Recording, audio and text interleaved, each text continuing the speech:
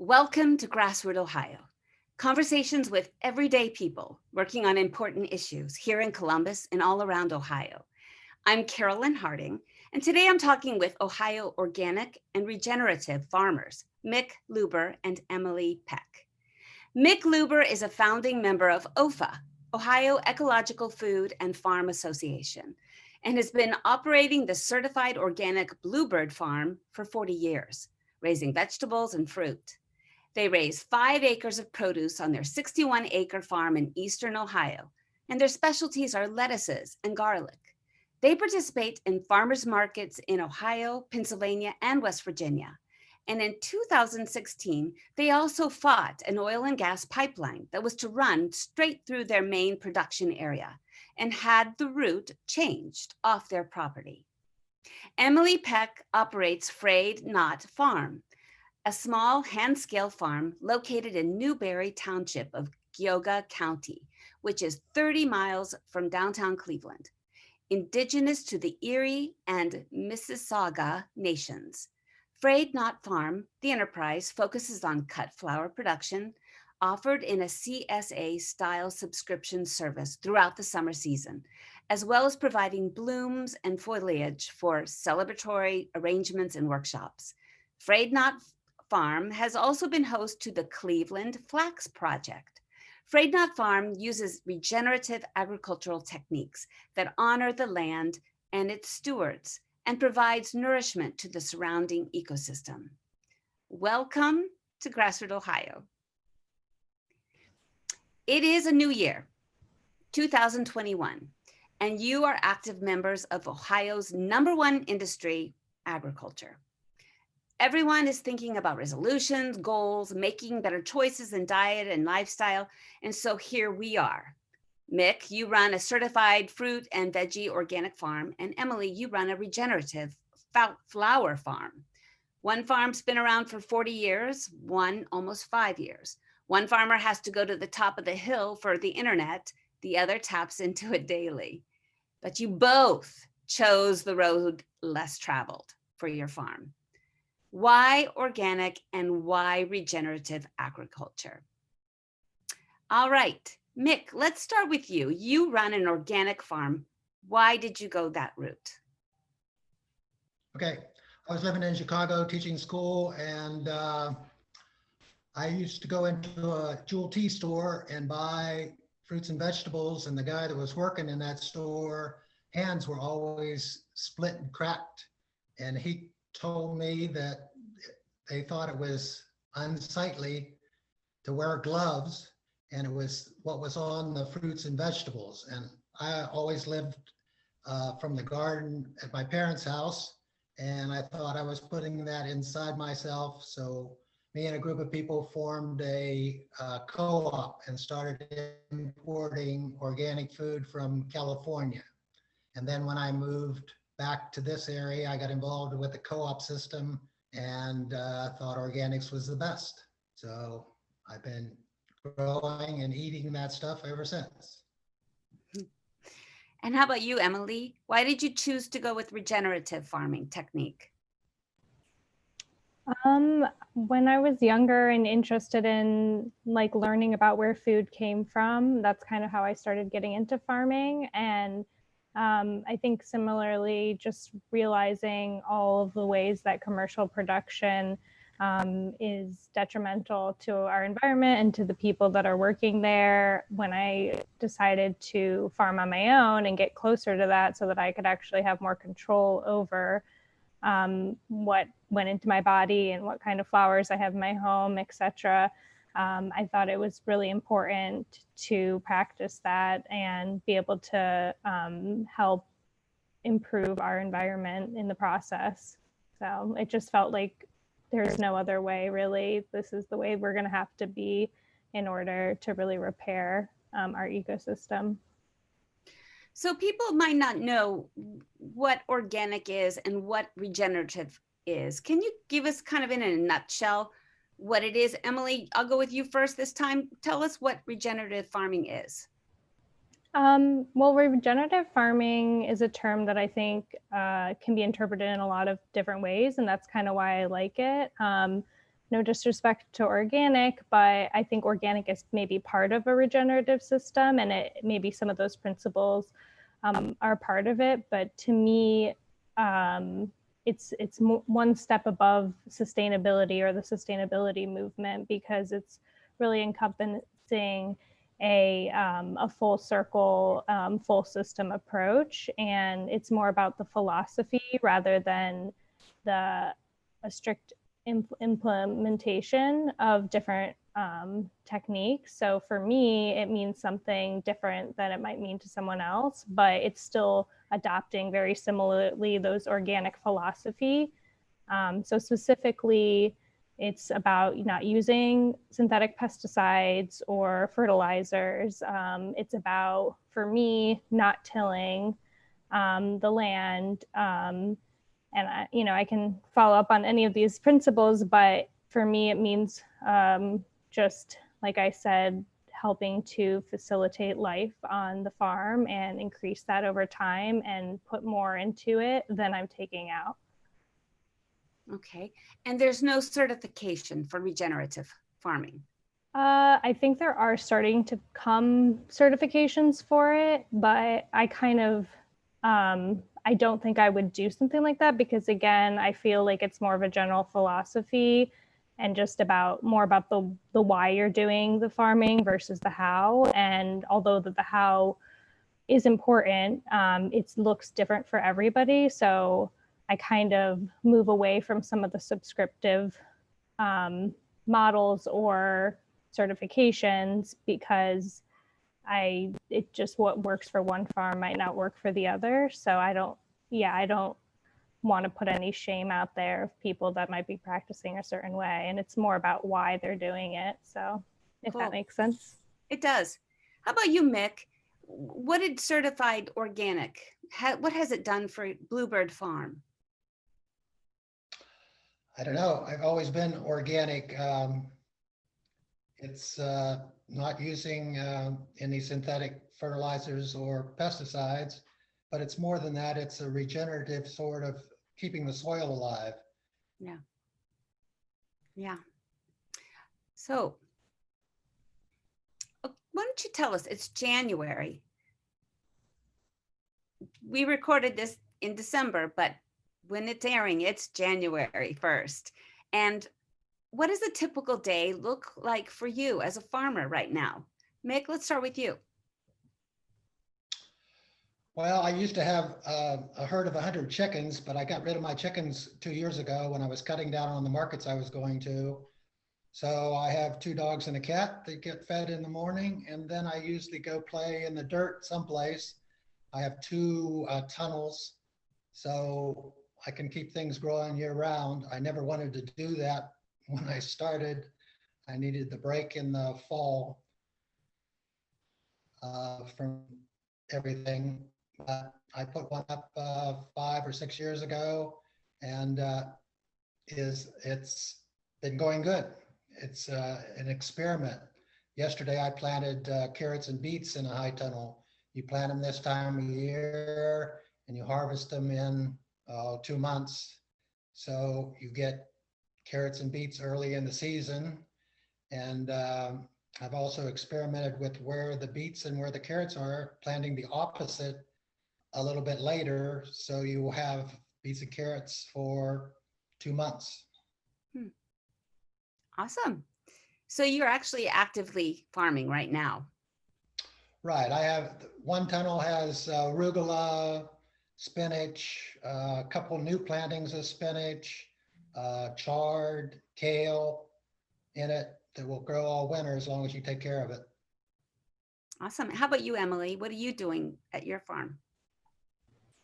A little bit of both. I got a tunnel this year also, and I've been experimenting with some winter growing, but mostly what I'm doing is planning for this next year. So just deep into creating my crop plan and building relationships with different partners for the year, assessing, the year that we just had and kind of taking stock of everything.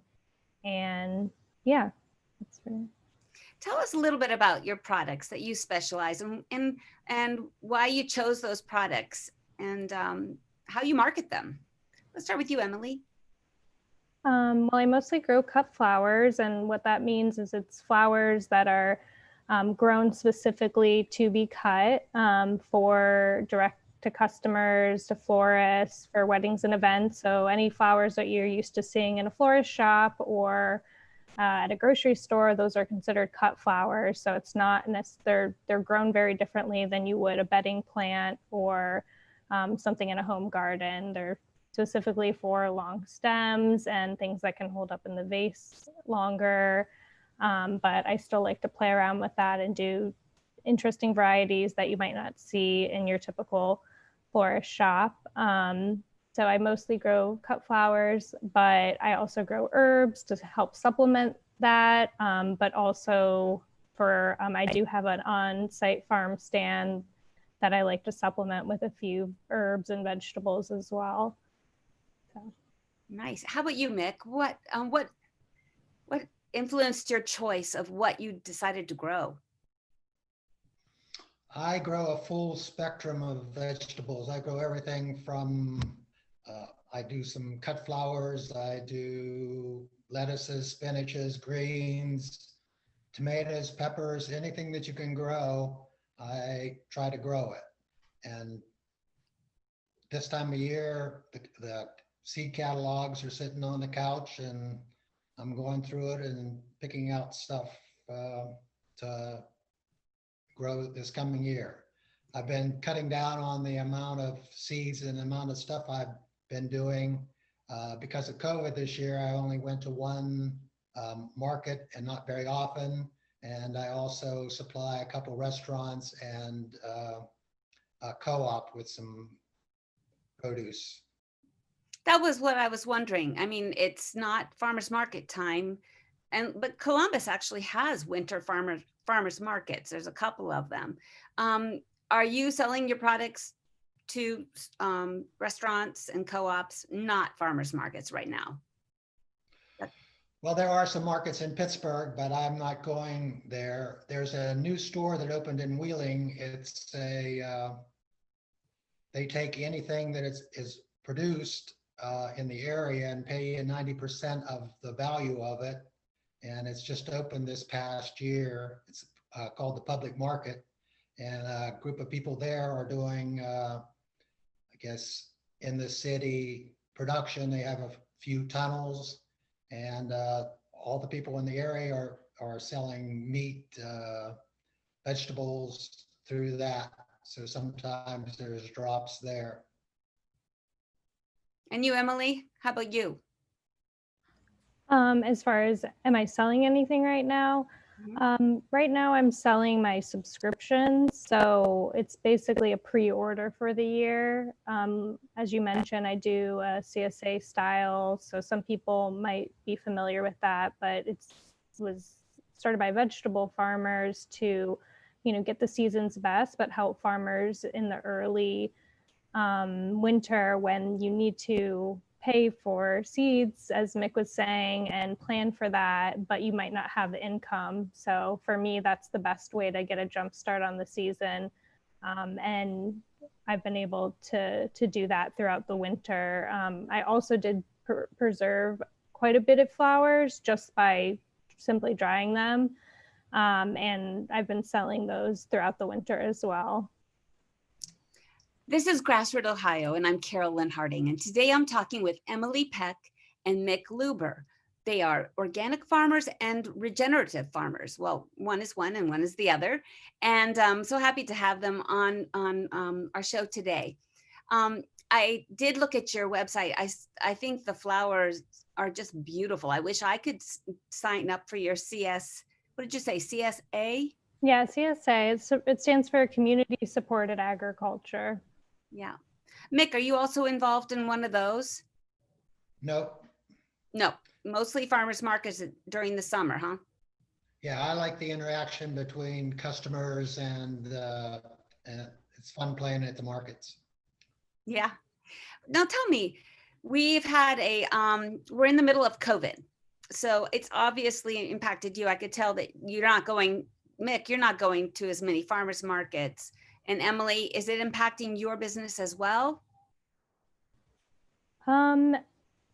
Yes and no. I think at the beginning of the year, it definitely made me pivot. So you also mentioned that I do weddings and events. So people come to me and I act as the florist as well and arrange my flowers for weddings. So I had a few weddings lined up for this year, and those got, delayed or canceled pretty early this year. So that definitely made me rethink a lot of things, but luckily it was in time where I could add more subscriptions to my CSA. So I pivoted, and luckily there was a really big demand because people were anxious to, get out into the outdoors and experience that natural beauty that they really wanted flowers. And I was able to sell out regardless of expanding my CSA program very rapidly. So it did affect me, but I'm really thankful that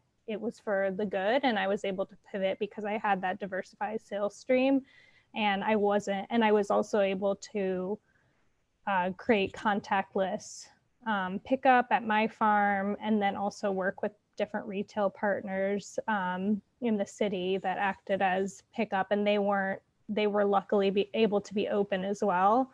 If they weren't, I probably would have had to move into kind of a delivery situation, and that really would have hurt me. So I'm really thankful for them, and been able to navigate all of this pretty well. But I know a lot of farmers not the same, especially with markets and things like that. So anything you want to add to that, Mick?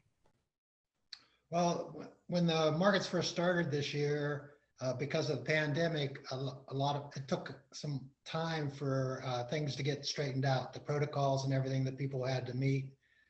But everybody I've talked to at the markets that I used to go to and the market I was going to, the demand at the markets increased almost double because people were looking for quality food, organic or not. And they trusted more the local farmers than they did going to the supermarket. Definitely. And to move on with that is, I know this last season, last summer, in the spring, there was a whole lot of rain, and it did impact a lot of farmers in some negative ways. How has the climate shift or change impacted your crops and your farm? Let's start with you, Mick. Well, it's been really great because the global warming is making it so the seasons are longer, so you can keep things in the field a lot longer. The storms and stuff like that, and the tear up from the changes in thing are the hard thing. But overall, we have at least 2 weeks before and 2 weeks after the frosts that make it so you can keep things longer. And markets that I was going to in Pittsburgh start at Mother's Day and go through Thanksgiving. So it gives you enough time to make enough money to actually farm. That's good. That's good. Money, yeah. Not just with money. Right. How about you, Emily? Yeah, I've definitely noticed some changes for sure. And I feel like every year it just gets more, what's the word? I want to say violent, but erratic is probably a better word, erratic. So that it's just erratic and unpredictable.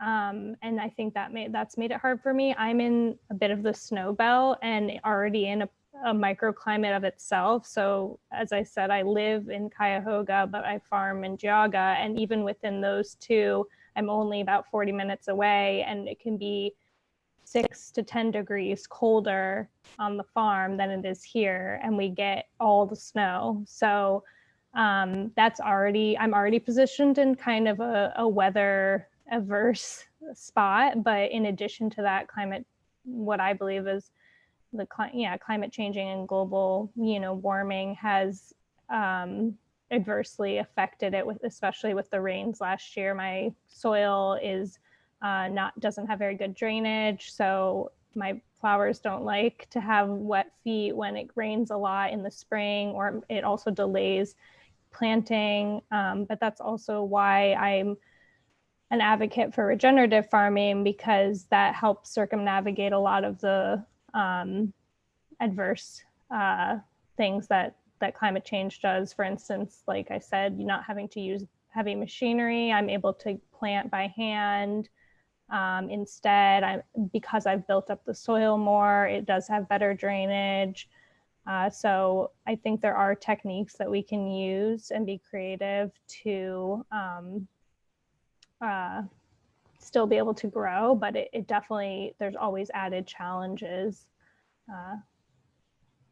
Definitely, for everyone. Yes. Let's see, I would like to just mention OEFFA, which is the Ohio Ecological Food and Farmers and Food Association. Mick, are you still involved with this group? I know you helped found it, didn't you? Yeah, I've gone to all the conferences over the 42 years of the organization. Wow. And this will probably be the first one I missed because it's going to be virtual. I started a program and hired somebody to start up marketing again in OEFFA. Back 30 years ago or so, we had a marketing arm in OEFFA beside the conference and the farm tours and stuff like that. And we sort of let it go to the side. So I'm trying to get it started again so that people can coordinate marketing. Small farmers, large farmers, to not only farmers markets and things like that, but to hospitals, schools, and stuff like that. So I'm working on that. And it looks like their online conference is February 10 to 15. So folks that are interested in the organic scene in Ohio can look up online OEFFA, OEFFA, and find out more information about that. Yeah, it's not just organic though. I mean, they cover the bases for everybody. Yeah, I found them very interesting. I've been to a couple of them, but definitely not 43 of them.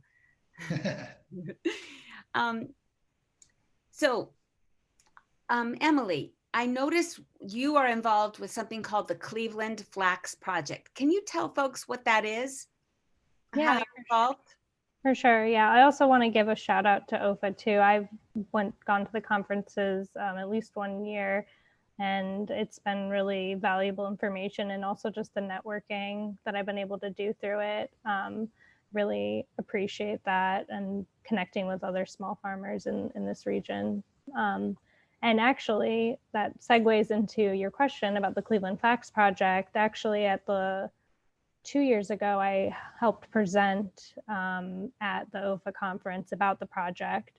But basically, it's I partnered with Rust Belt Fiber Shed, which is a regional version of a larger organization called Fiber Shed that started in California. And they're interested in building a regional economy around local textiles and local fiber. So that can be anything from animal fiber to plant fiber. And we focused on the plant fiber, and there was a grant opportunity to be able to grow flax and go through the process, and which flax makes linen. And so we wanted to kind of see if we could do that in this region, if it would actually grow well, and then maybe consider, in being able to get investors for the machinery to continue to process and then build a regional economy around growing linen in this area, because there are there's really no linen producer in the United States, and very few flax farmers. We've modeled off of a few that also got the grant and that are working on building their own regional economies in California and Oregon. But other than that, the industry is then all imported. So it was all community based to start, and we documented the process of laying out compost, seeding, harvesting the flax, and then processing it on a hand scale. So yeah, it was a really wonderful project. That's exciting. Yeah. Yeah, and I'm also very interested in the whole hemp, industrial hemp production, and they also make fiber from hemp.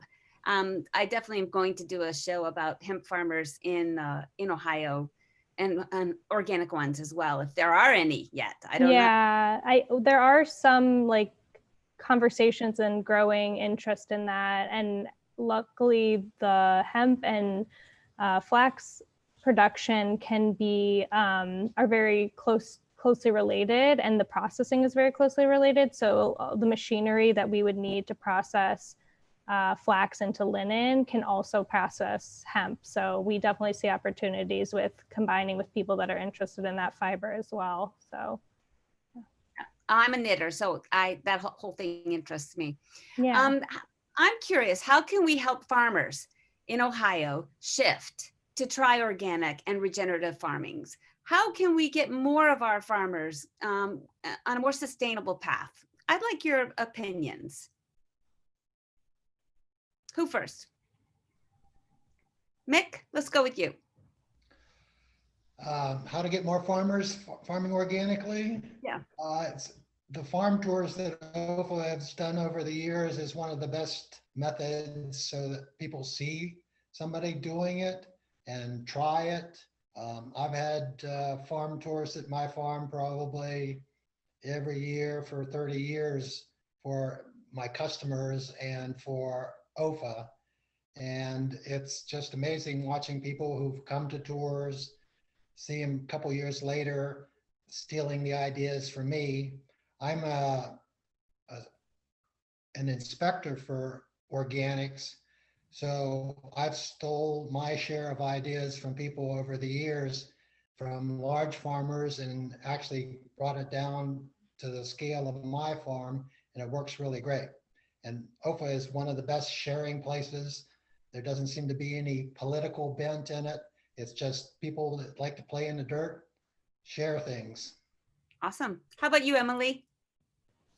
Yeah, I would agree. Just like sharing, what I'm doing is really important to me, to encourage people to do the same, not necessarily exactly how I'm doing it, but just to get excited about it and show that there are alternative ways of doing things. I think, other than that, like government intervention in some of the larger farms who are subsidied, they don't really have, that if that's their chosen path, that they don't have much of a choice in what they're able to grow, or the ways in which they're able to grow it. There's just, the system really isn't set up for supporting regenerative or organic agriculture. So I think, like Mick's saying, is just growing new farmers is the best way, and that hopefully over time that will put pressure on some of those larger systems to see that really, that's what we need, is to convert those major